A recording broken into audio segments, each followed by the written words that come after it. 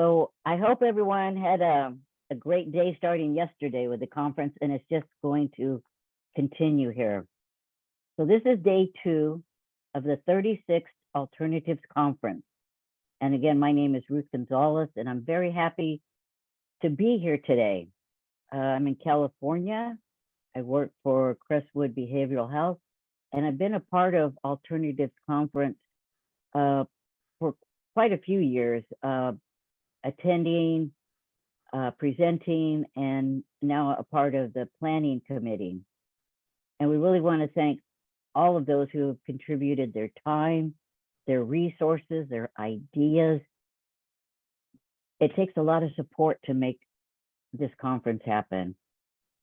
So we got some announcements here, some pointers. So just bear with me. Please introduce yourself in the chat if you wish. And if you have comments or questions, please use the chat during the presentations. We will ask your questions of the presenters as long as we have time. This session and all conference events have closed captioning available.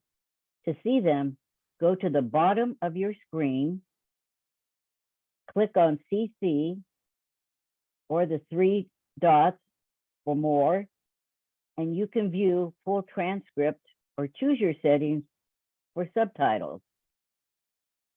This session will be recorded. If you would rather not be viewed, just turn off your camera or do whatever makes you feel comfortable. Recordings of conference sessions will be available at the Alternatives Conference website. Today, we have another full day with a variety of sessions available to you. We are excited about our speakers for this session, Cherene, Caraco, and Vesper Moore, then followed by Paolo De Vecchio, the new director of the SAMHSA Office of Recovery. And I see people introducing themselves in the chat. Thank you. After this session, we'll break into 3 action groups that will meet for 90 minutes today and each day of the conference. You are welcome to choose the group you wish to attend. Today at 6 p.m. Eastern Time and 3 p.m. Pacific Time, that's my time, you are invited to select a networking session from the variety of topics listed in the program and on the website. People who participated yesterday found these to be a great way to meet others who are interested in similar areas of interest. And with that, I am pleased to introduce our first speakers. It looks like Cherene is on, and Vesper Moore. I am here. I'm just not pinned. Okay. Is that by design or is that something we're doing? I'm not sure if I can pin myself, so it's probably by design. Okay. I'm sure there you are. Okay. So, Cherene, am I pronouncing your name correctly? You did perfectly. First name and last name. I'm very impressed, Ruth. Oh, thank you. I needed that. Thank you. You got it. Okay. So both of these individuals are formidable. That's all I can say. They're very formidable. And they have really great experiences and bios. And the full content will be on our website. I'm going to give a few of the highlights so we can get started here. And I hope that I honor you too. Okay. So in 2021, Cherene was named the Innovator of the Year by the Bazelon Center for Mental Health Law. She has served as a keynote speaker, trainer, and/or consultant to the Substance Abuse and Mental Health Services Administration. Alternatives, dear FEMA, our Federal Emergency Management Agency, the National Association of State Mental Health Program Directors, Cafe TA Center. I was just doing a vocational thing with them. They do great work there. Council on Quality and Leadership, and the National Council for Mental Illness, among other organizations. As well, Cherene founded Promise Resource Network in 2005 and 2006. And Cherene also started in 2019 Pure Voice NC. It's a statewide movement in North Carolina. And Vesper Moore. Vesper is internationally and intentionally recognized mental health and disabilities rights activists. Earlier this year, they rallied for the Biden administration to appoint Justice Jackson to the U.S. Supreme Court to safeguard disability rights, along with numerous other activists and organizations. Shortly after they were invited to the White House for the confirmation of the first Black woman to be appointed to the Supreme Court in U.S. history, Vesper is a psychiatric survivor and social justice movement and shaker. From fighting for disability rights at the UN, at the United Nations, to the World Health Organization, Vesper is tirelessly advocating for the rights of psychiatric and mad, neurodivergent, disabled people. And also, I met Vesper for the first time the other day via phone, and I'll just say Vesper is very kind, helped me out in a pinch, and I really appreciated that. What we needed came through for our conference here, so thank you. And with that, we're going to get started with this next session, Alternatives to Coercion, how to build peer support ecosystems. I'm waiting to hear what you say. I wish I would have had some cake and coffee. I'm gonna go get some. Thank you. Oh, thank you so much, Ruth. Enjoy the cake and coffee. We hope that we can fulfill your needs as you're enjoying that food. Hello, everybody. It is so great to see you. Back to Alternatives. I actually did a keynote for Alternatives last year. So my name is Cherene Caraco. I'm so glad to be back. And this is my prestigious and amazing colleague, Vesper Moore. Vesper and I have actually been seeing a lot of each other lately. Partly we're being paired together to do these types of things by other people. So we're very clear that there is a message in all of this, that Vesper and I need to be connected in some way and working together in some way. But we're also seeing each other at many conferences and doing presentations and different meetings and work groups. So I myself am very excited to be doing this with you today, Vesper. You know, and partly it's because you're one of the few people that I know that when I speak doesn't do something like this. So is have you here as a part of this. So we have discussed how we wanted to do this keynote. And originally what we were thinking was I would present for 30 minutes, Vesper would present for 30 minutes, and that would be the keynote. We really didn't want to do that. We wanted to co-create space because we align very much in our values. We have a lot of similarities in the work that we do, and we just felt like it would be much richer if we did this together. Now, I will tell you this is going to be messier because Vesper and I are going to go back and forth and share some of our own experiences throughout this. So it's not going to be as neat and clean as Vesper did a 30-minute, I did a 30-minute, but hopefully it's going to be much more rich and relevant to everybody. We put together a PowerPoint slide just for folks that are very visual and you want something to take away, or you're a visual learner and this helps to reinforce the messages that we're being given. So we do have a slide for you today. That being said, Vesper, you want to say hi? Absolutely. Hello, y'all. Vesper Moore. It's great to be here with y'all. I use they, them pronouns. Really passionate about this movement work. And as Cherene has talked about, there's been a synergy, right? We've been working together, and there's so much in terms of importance of when we think historically and currently where our movement is, right, and has been, of what this vision is when we're talking about civil rights organizing and civil rights work, right?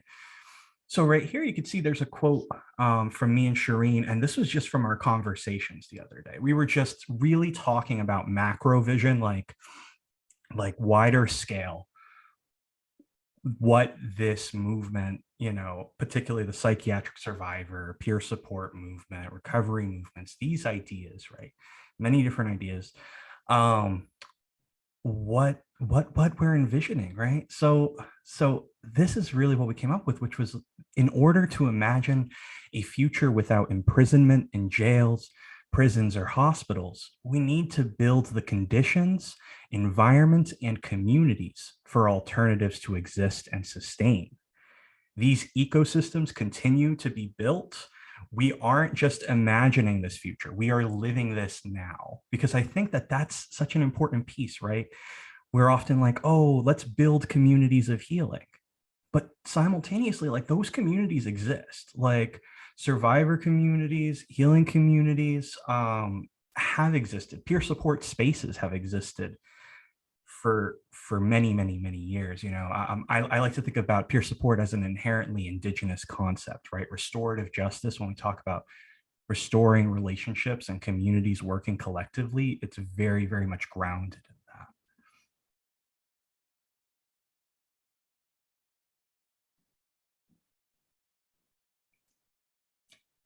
So something else that we were thinking about was this idea that nationally, internationally, when we think about mental health, disability rights, when we think about psychiatric survivor spaces, when we think about anti-psychiatry, psychiatric abolition, mad pride, mental health reform, right? There's a spectrum and a continuum there. There's so much involved with that. And something that I think is so important with that is this idea of reformist and abolitionist, right? Now, I'm someone who very much is a proponent for psychiatric abolition, prison abolition. I actually don't think it's prison abolition unless if you talk about the psychiatric institution, the nursing home, other spaces, right? Simultaneously, how do we carry ourselves in these different spaces to be able to realize different visions, right? So there are laws and policies that can be foundationally well-intentioned, right? That can be reformed. And you see that a lot. But then you also see this idea of there are systems, policies, and laws that fundamentally need to be abolished. And how do we build the conditions to kind of work away from that? So Cherene and I have really been talking about this idea of being a strategist, working on both ends of the continuum. This idea of sometimes in these in federal spaces or international spaces, whichever spaces we're in, we have to operate with certain ideas, right? And I and Cherene, we really talked about it in essence. It really is reminiscent of code switching, right? We would switch from one idea, right? Depending on the space we're in, but we're realizing similar ideas. Now, does that mean, and we'll get into this a little bit later, that inherently we are stepping away from our ideas or co-opting a lot of these things? That's the question. When do you get lost in co-optation? When are you maintaining ideas of abolition? And what does that look like, right? Yeah, and I'll just add to this. So I'm asked this question an awful lot within psych survivor movements. Well, are you a reformist? Are you an abolitionist? And my comment back is I'm actually both and, because it really does depend on the space that I'm in, the intention of the effort, what the effort is, how could I deliver a message in a way that can be most heard to that particular audience. So I utilize both. There are some systems and some policies and some practices that I show up as a reformist. This is not okay. We need to change this. I get where this is coming from, but my efforts are really at reformation. There are other things where I show up as an abolitionist and say, this is not okay and it needs to end. But at the end of the day, if I'm using abolishment as my tool or reform as my tool, it's done through intention. It's done through strategy. And at any given time, it's really based on what can get the most traction. And so when people ask this question, unfortunately, as Vesper and I both have experienced, oftentimes there's a division or dividing line. Well, if you're a reformist, you're over here. And if you're an abolitionist, you're over there. And we don't really work together because you're not one of us. We have seen this divide our community way before we were working in this space. And one of the intentions that I have is I am not going to be a part of the perpetuation of oppressive tactics that just keep dividing us. And so I go in and out of many spaces, but I'm coming in as a strategist, neither a reformist or an abolitionist. It's just not that, for me, it's just not that black and white. So we have been doing a lot of keynotes. I am so sorry for the folks in the room that have been listening to either Vesper or myself ad nauseum. There are some similarities certainly in what we both share and have been sharing. These are two of my most recent keynotes, and you're going to see there's some trends, right? So the first one was about showing up in leadership. How do we serve as a voice to change practices and policies that are not only ineffective, but are dangerous, are harmful? How do we show up as a voice rather than simply being an echo? And really compatible with that is another keynote that I did about disruption. First of all, do we have the courage to be disruptors? What does it mean to disrupt in effective ways? And oftentimes for myself, I end up coming back to this peacock in a land of penguins, where the mental health and substance use systems are full of penguins. And the temptation is to put on a penguin suit and talk the same and look the same and act the same. But what happens if we show up as a peacock? Are we pushed aside, or do we show our feathers and really use our voice? So there's some trends that I am seeing both in my keynotes and what I'm being asked to talk about. And they really are about disruptive conversation and dialogue and showing up in leadership and finding a voice. I think disruptive innovation is so key, right? It's important when we think about this work. You know, I've been talking a lot about this idea that peer support is a natural concept, right? It's an ancestral concept. It is something that is taught, and it hasn't always been called peer support. It's a relationship, a connection that's always existed. But this idea that capitalism, you can take something like peer support, you bring it into the market, and then you reproduce it rapidly, right? And then you lose what is actually the root of what peer support is, and that idea that it is natural human connection. So there was one keynote I had done for On Our Own Maryland, which was From On Our Own, the Future of Mental Health Disability Rights. And that was really centered around how do we really bring ourselves back to that grounding of civil rights when we talk about peer support and peer support work, and how do we navigate that idea of, again, in but not of the system, right? Like being in these spaces and working within them.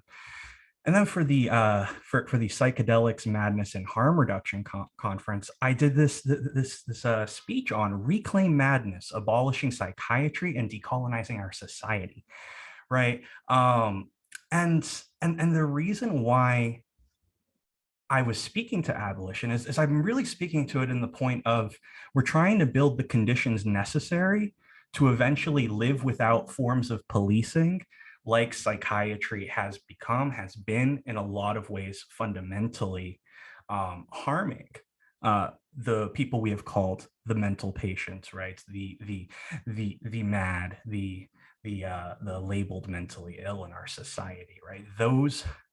Those concepts and those statements. And something that was really important when I was talking to Cherene earlier was also this idea of, we're given many labels, right?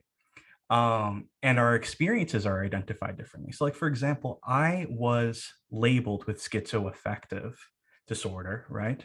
But then later in life, I learned that the voices I was hearing, some of them were actually voices of ancestors. And I actually needed to find different Taino-centered indigenous practices because I'm a Taino person. And I've actually found that those spiritual practices have really allowed me to work with distressing voices.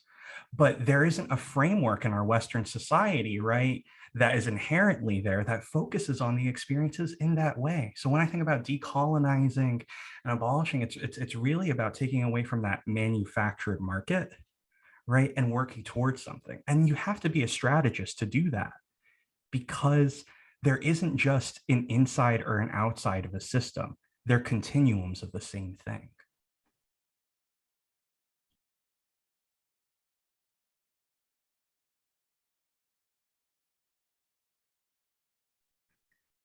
So we were thinking about this three-prong approach, right? So the necessary things that are needed in order to really create change in our society, first being public awareness.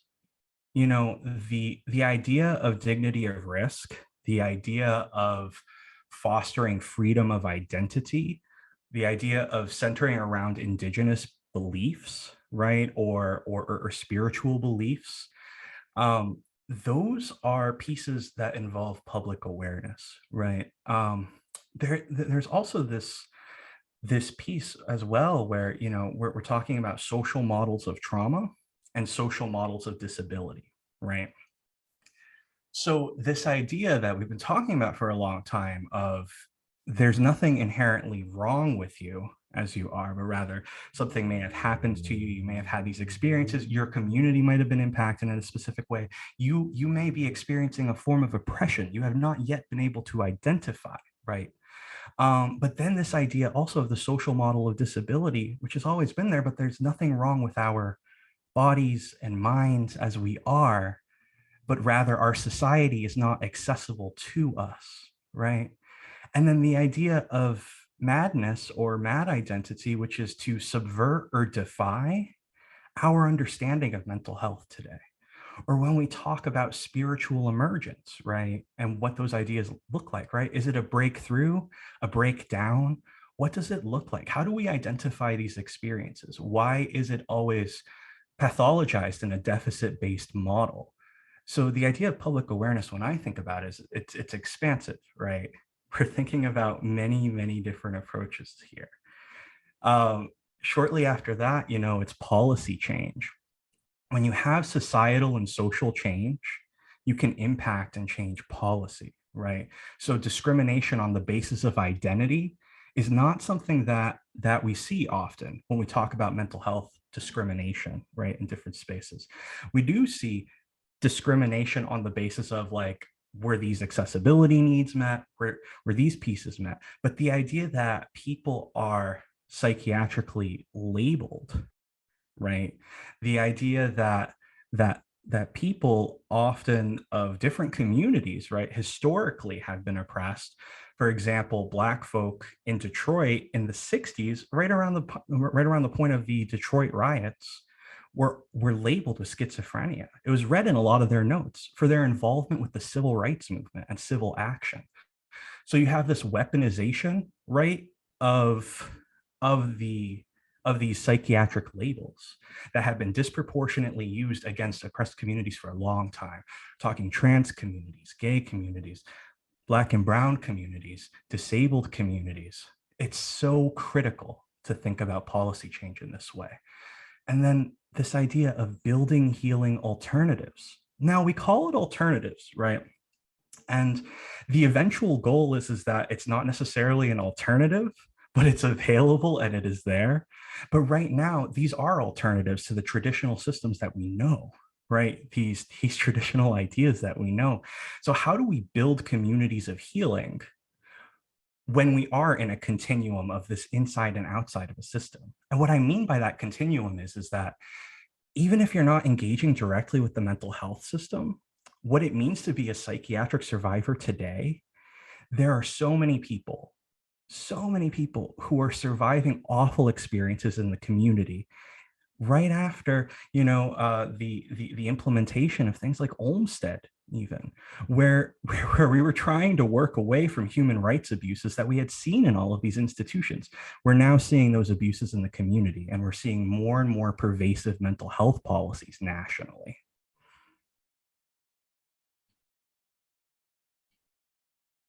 So in order to do this, as we're talking about building these ecosystems that are designed for healing rather than pathology, that are by us and for us, we want to go back to the beginning and be reminded that we have been gifted a movement.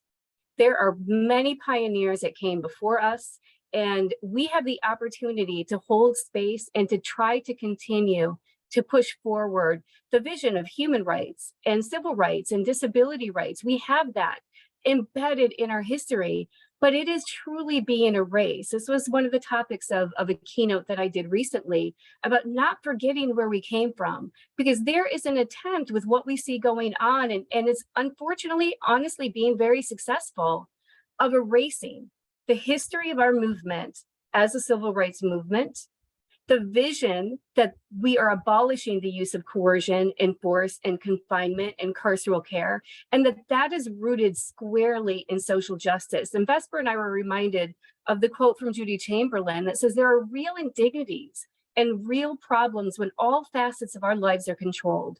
When we get up, when we eat, when we shower, and chemicals that are put inside our bodies against our will. Unfortunately, what we're seeing is this history is not being brought forward with current efforts, either organizing efforts or the role of peer support workforce. So we don't want to forget this as we move forward, that this is where we came from, and that we have an obligation, a responsibility, and an opportunity to continue to push this forward.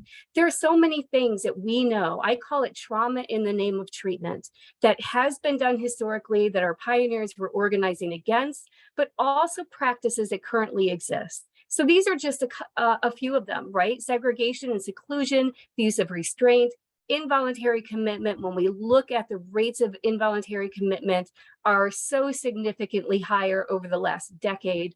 My state alone is 100% increase of involuntary commitment. The historical use of psychosurgery, the current use of forced medications that is still occurring, the use of coercion and threat for compliance, see it all the time. And of course, the low expectations that say you will never be able to, you are sick, you are broken. And then using incarceration. I was actually just looking at a presentation on eugenics and thinking about how we have used these weapons. We have weaponized confinement and coercion and force, and we've called them treatment. And the contemporary attempts to do so, we're doing it through federal policy. We're doing it through things called evidence-based, promising, and emerging practices.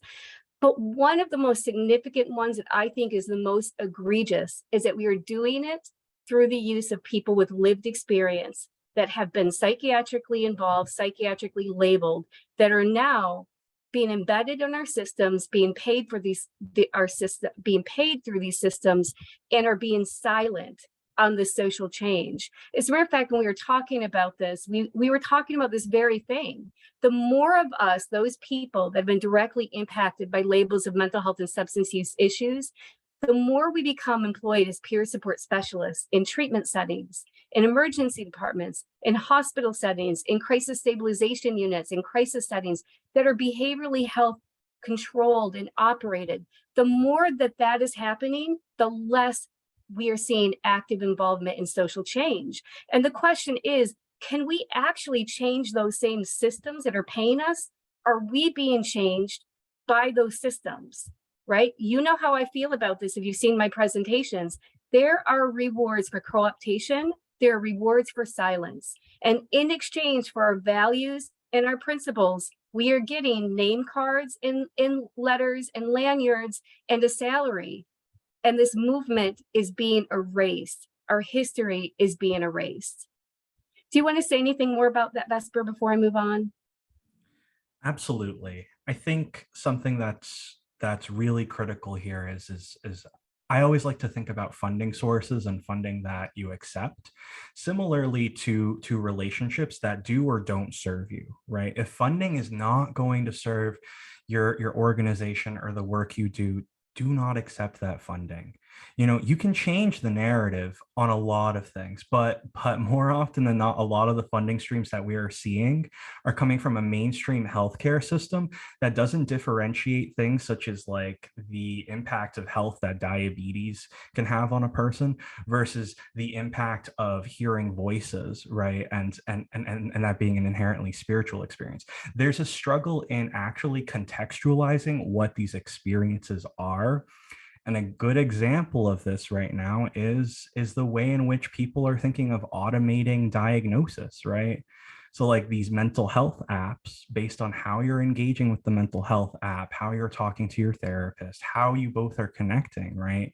And then that being measured by machine learning or artificial intelligence, right? And then creating a diagnosis from that. And then the standard of that diagnosis being, well, if you were a little bit quieter that day, or if you were having a hard time talking, or if you were pausing more, you're automatically depressed, right? Because we would use that same, a similar measurement, right? With something like diabetes, if your insulin levels vary. So this is in a lot of ways, that is a standardization, right? That's like really, really rough for a lot of reasons. So when you see things like Medicaid funding and a lot of these mainstream healthcare funds, right? There's a conscious like not differentiation between the context of the work we actually do, right? Which is based in exploring emotional states beyond what is labeled and understood in our larger society. So how do we even start this? Well, we have a list of things that we just put together about what does it take? What are those conditions that we are working to create so that these alternatives can actually exist and sustain and thrive? And as you said, Vesper, are no longer considered alternatives, but are actually the healing practices that are acceptable in communities and in and outside of systems.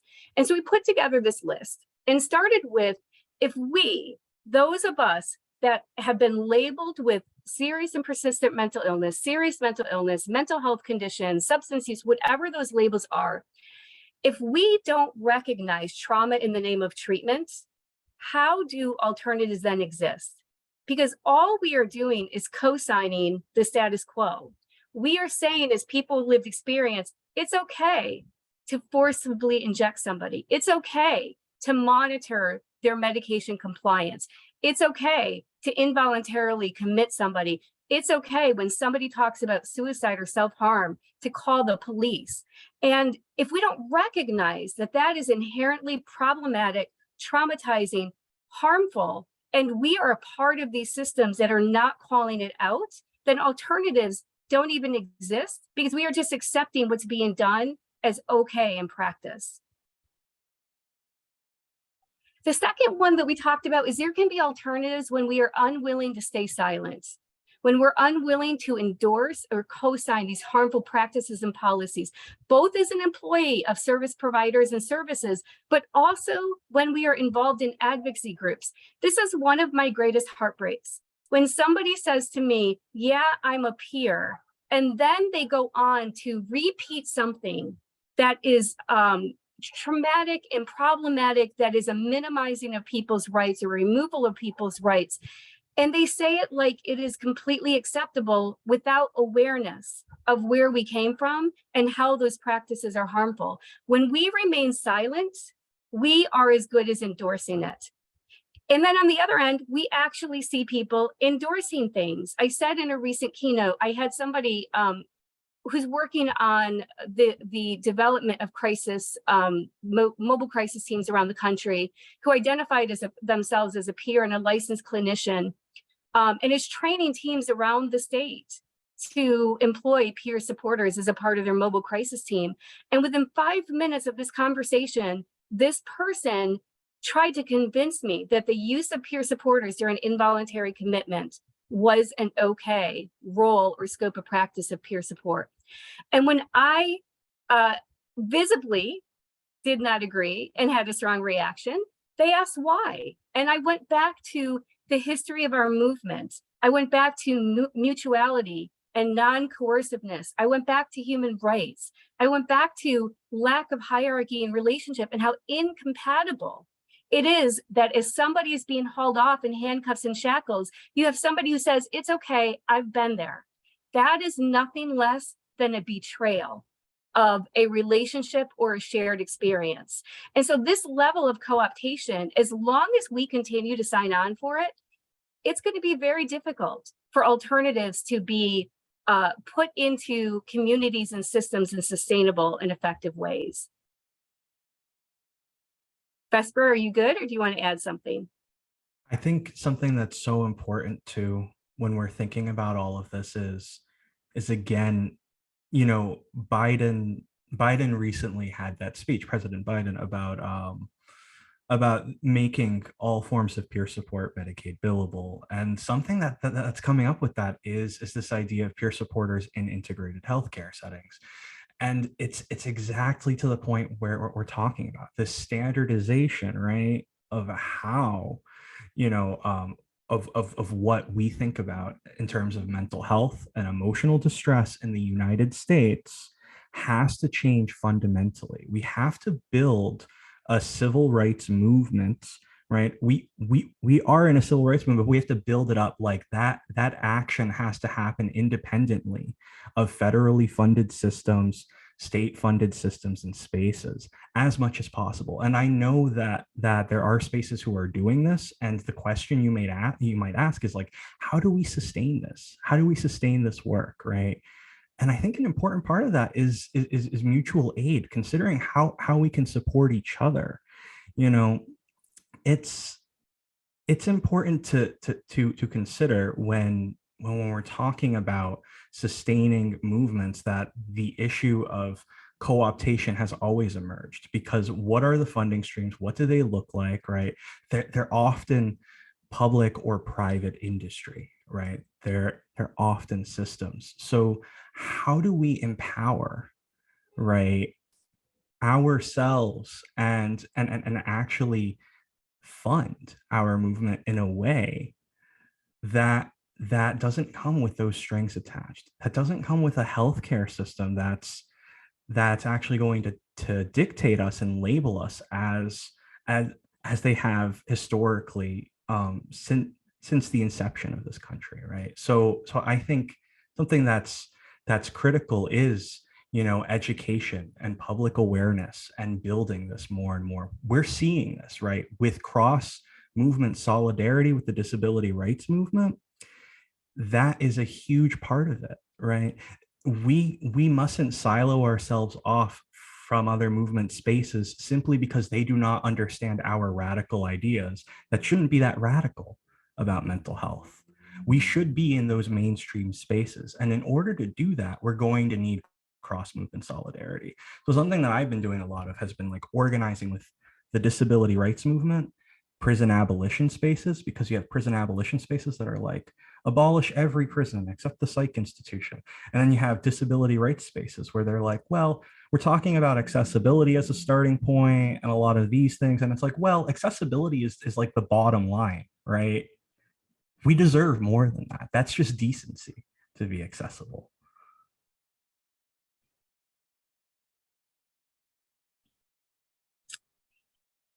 So this was the next one. There can be alternatives when we operationalize our own principles and our values. And we actually do that through all of our actions, our relationships with one another, our language and our worldview. And, you know, I know that I'm preaching in this moment, but please give me some grace to preach.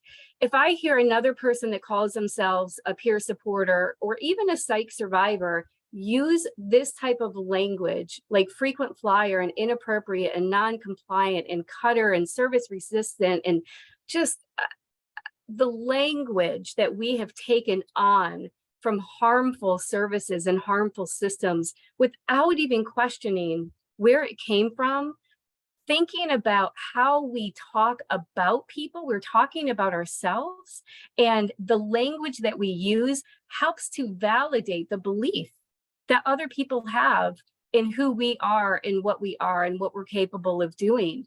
And so how do we build an ecosystem we have to live our principles and values in everything that we do. So whether we are in public awareness space, going back to those three main areas, whether we're in a public awareness space, we have got to behave and use the language and reclaim the narratives that need to be out there. When we are in the public policy space, we have to do the same thing.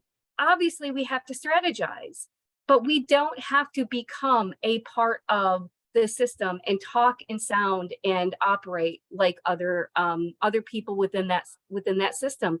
And then when we're mobilizing and we're organizing and we're creating healing alternatives, the way that we show up in the work that we do is critical. Vesper and I debated, do we want to talk about the alternatives that we operate and really how we practice in those spaces to make sure that they are consistent with our values and our principles. We landed on not going in that direction, but doing this more big picture view. But this part of it becomes a key if we are truly going to have alternatives. If we look and act and sound exactly like every other service, it's not an alternative. It's the same service that is being staffed by co-opted people that say they have lived experience. Yeah, it's something to consider. It's so important when we think about how we're largely criminalized in society, right? Like this idea of there are so many mental health stigma campaigns that are in the mainstream space, and honestly, the narrative of discrimination, the narrative of the struggles that we face are often lost. And the reason why is that for some reason in our society, the context of disability rights changes when we talk about the mental patient, because we're viewed as dangerous, we're viewed as a burden on society, and we are treated as such.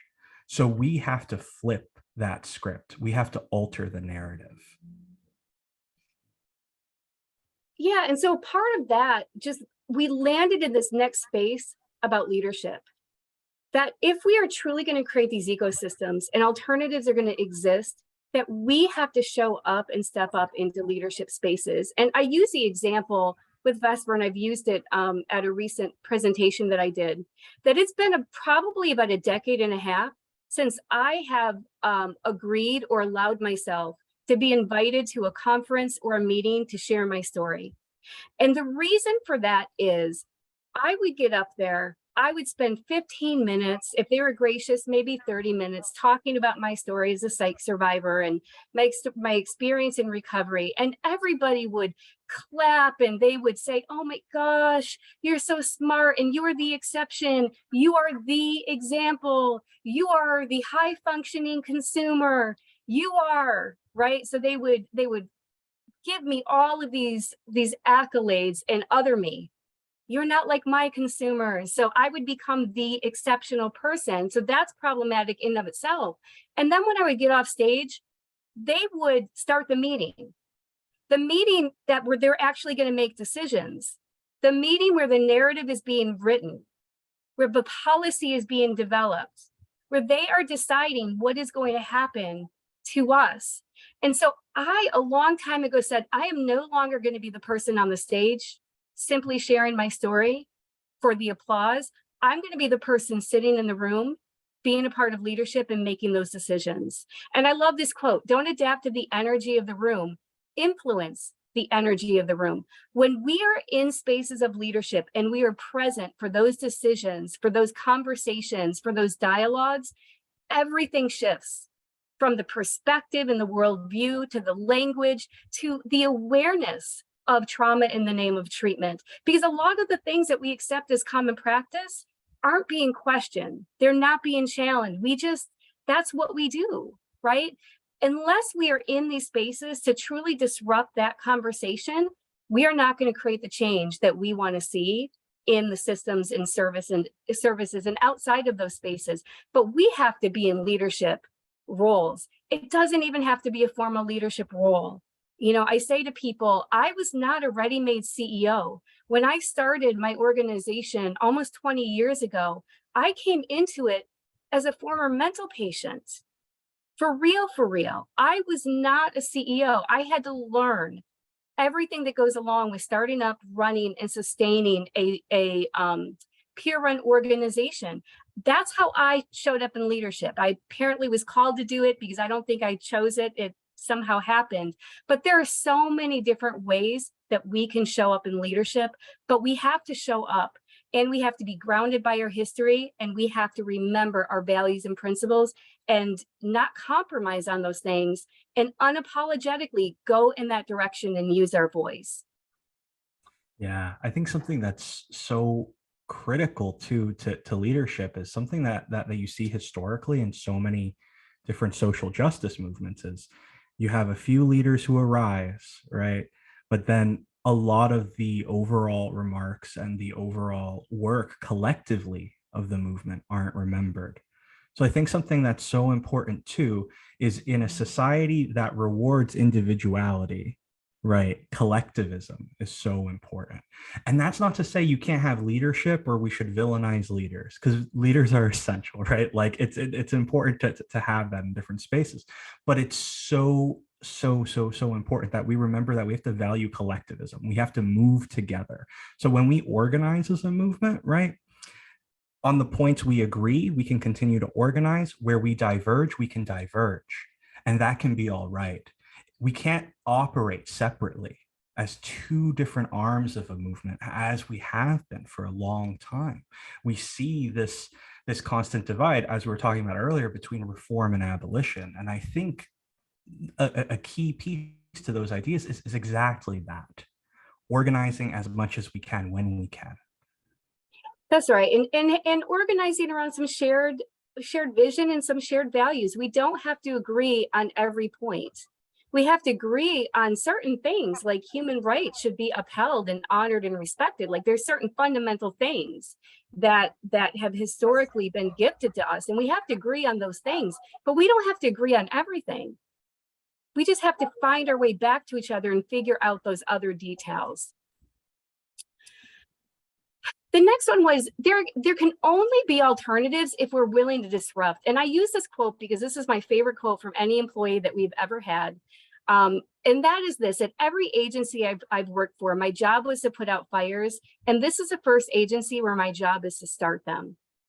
I am honored by that quote as a CEO, because there has got to be some strategic and planful disruption in order to move the system forward and move the needle forward. If we are going to realize these things, we have to disrupt status quo and be okay with recognizing that sometimes we're the ones showing up disrupting, and somebody else on the back end is able to come in and have maybe a more moderate conversation, and we can together move things forward. But without that disruption, systems become stuck. Significantly stuck, services become stuck, and as a result of it, people, us, we become stuck. So who is there that is vocal and that is willing to put themselves out there to disrupt these things? My argument is it's got to come from us. I think another piece of this too is life experience, right? When we talk about being people with lived experience and that idea of past tense, we think about it as several degrees of removal, right? And then we have this idea, similarly to how capitalism takes peer support in, it can also take in the laborer, the worker, right? In that way.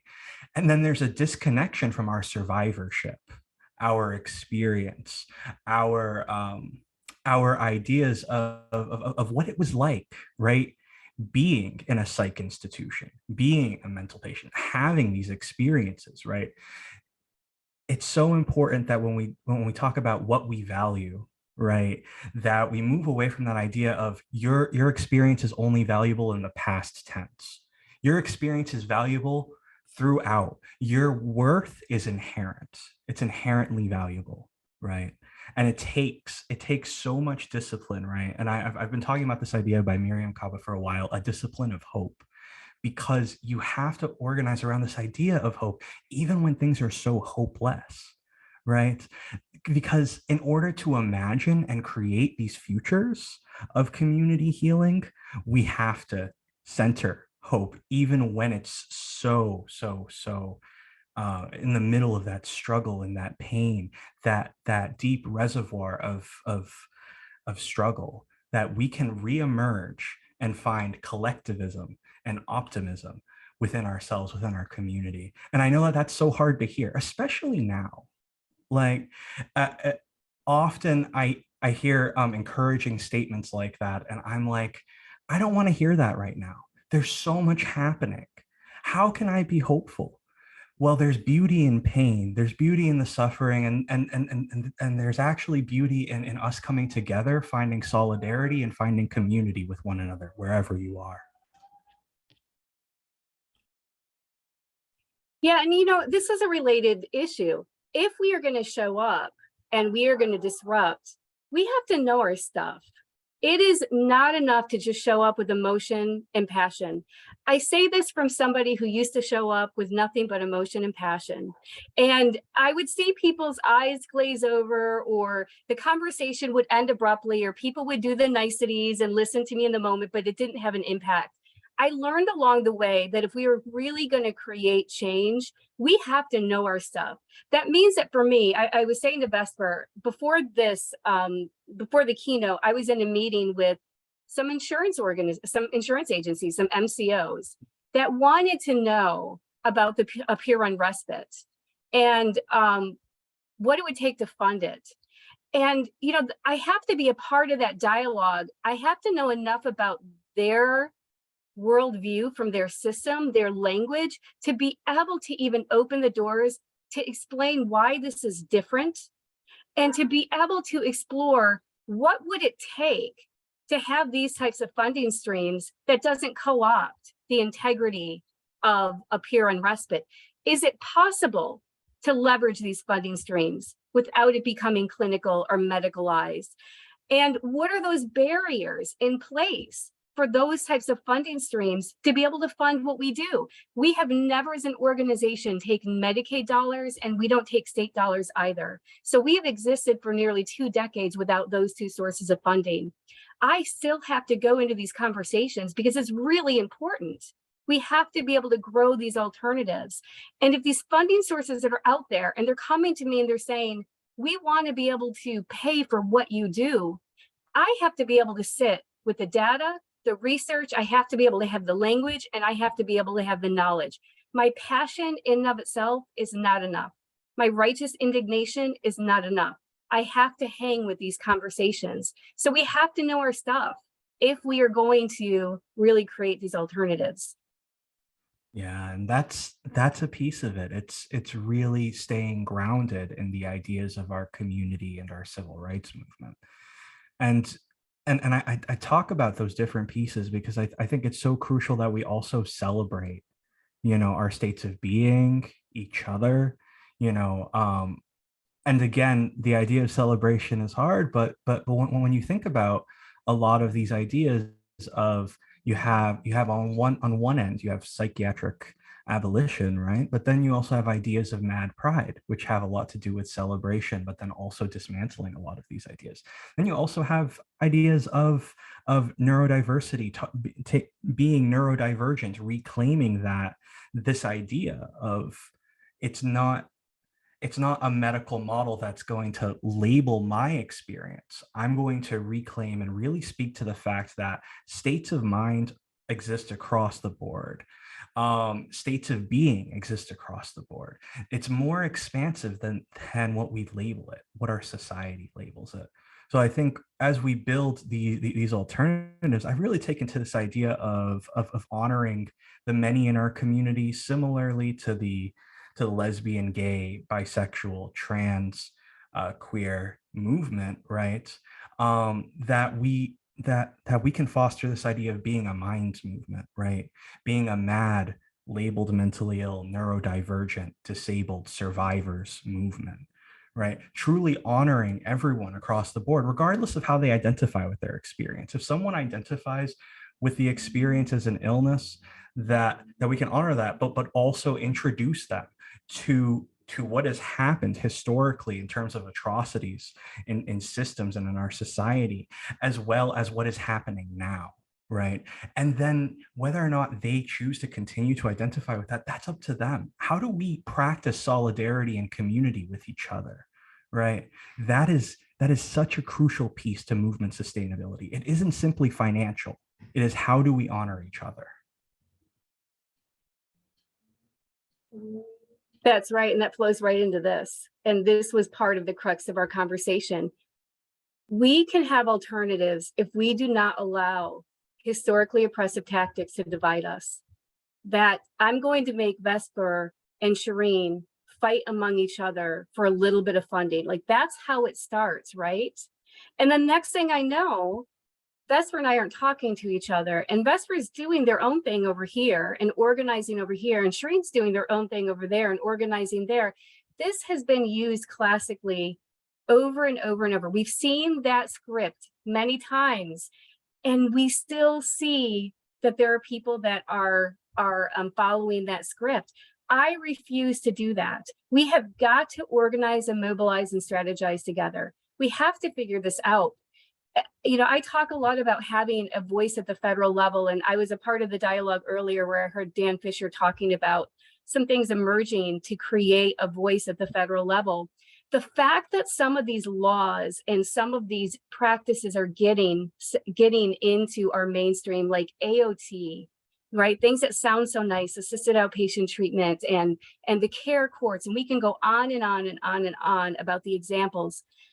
And there is no counterbalance. Where is our community of people that have been directly impacted that have an influential voice at that level to at least try to impact or disrupt that type of practice? We have other organizations that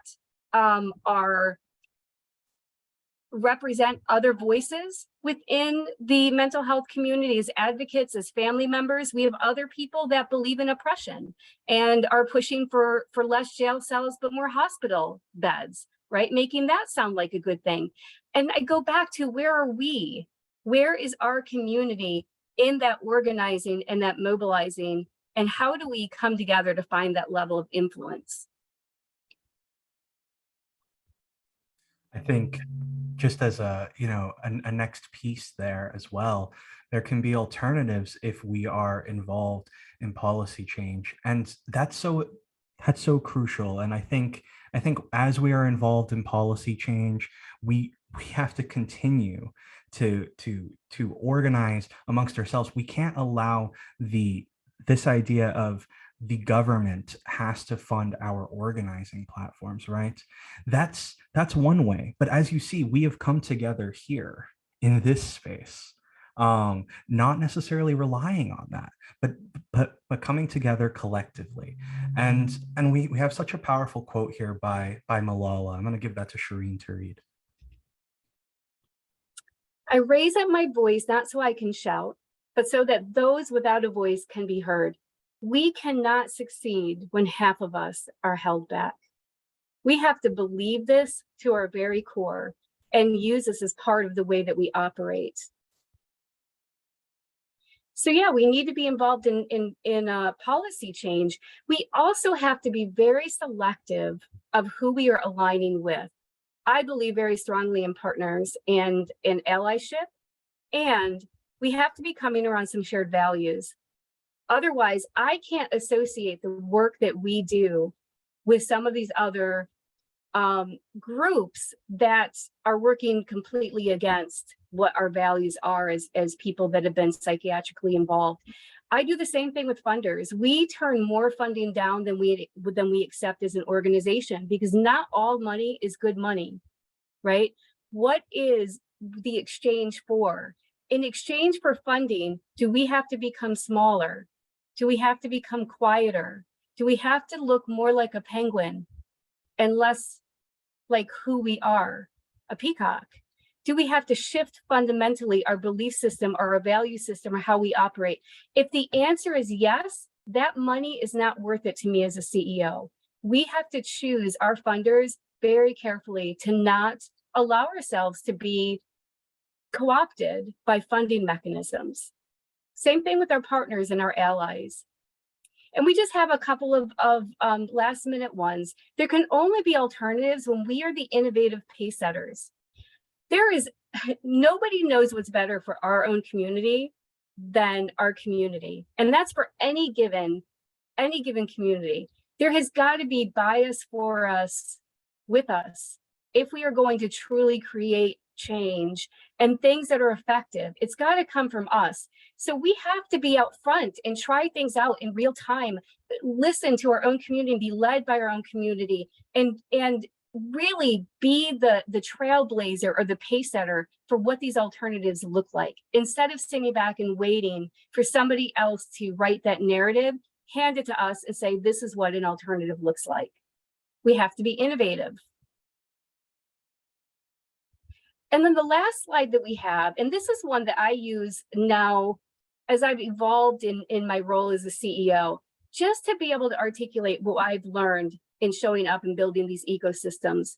The first one is, of course, we have to do peer-to-peer type of opportunities for people. And this shows up in programs and initiatives and resources, but that's not enough. If people come to a peer-run organization and they find hope and they are, they feel like I can take my life back, that's beautiful. And if we are also not showing up in system transformation, they are showing up to systems that easily undo or reinforce an illness or pathology message. That means that we have to be a part of that system change. We have to challenge that status quo. We have to advance some of these ideas and these concepts in practice. And we have to sometimes establish alternatives to those traditional treatments. But that is not enough either. There's a third part of it for us, and that is social justice reform. You can have an amazing program and show up in system transformation, but if there are practices and policies that are based on discrimination or harm, there is going to be a halt in progress. So we have to be in those spaces where we are reforming and organizing and mobilizing. When I take it all together, this triangle becomes our blueprint for everything that we do as a peer-run organization that is creating alternatives. So that being said, we just wanted to end with where we started, and that is that we need to be a voice and not an echo. Vesper, do you have a parting words you want to say? I'm going to quote Angela Davis, and it is this. It is in reservoirs. I'm sorry. It is in collectivism that we find reservoirs of hope, of optimism. And I think something that's so important, again, is that in order for us to organize collectively and continue this work, we have to organize particularly around belief, not simply identity. And